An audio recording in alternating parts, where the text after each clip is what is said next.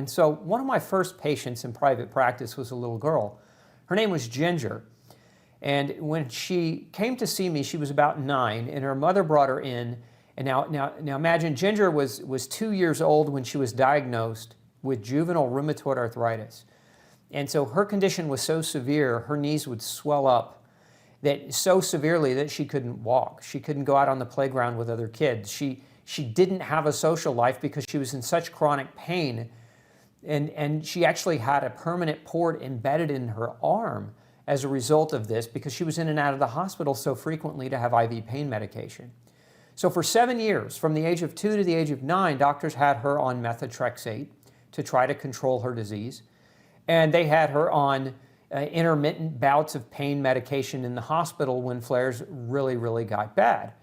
And so one day the doctor looks at Ginger's mom and he says, "You need to get ready and prepare for Ginger's funeral. She doesn't have probably 6 months left. There's nothing more we can do for her." And so that's actually when Ginger's mom found me.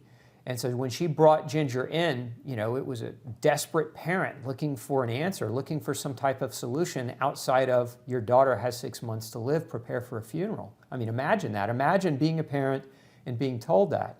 It's a terrible situation. So one of the first things we did is we tested Ginger for gluten sensitivity. And of course, she had a gluten sensitivity issue.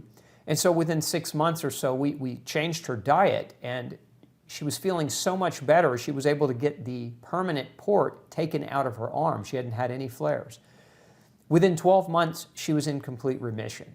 Now, this was simply from a diet change. This little girl, for 7 years, was pumped full of toxic compounds in the name of trying to manage her disease. No doctors ever asked why the disease was there. No doctors ever tried to ascertain the underlying reason. And she was told she was going to die and that there was nothing that medical science could do for her. And all we did, and I say very simply, all we did was change this little girl's diet. And when we changed her diet, we changed her life. And it was at that time that I understood the research I was doing, and I understood at that time, this is where I need to get this information into the hands of more people. And that's when I founded Gluten-Free Society.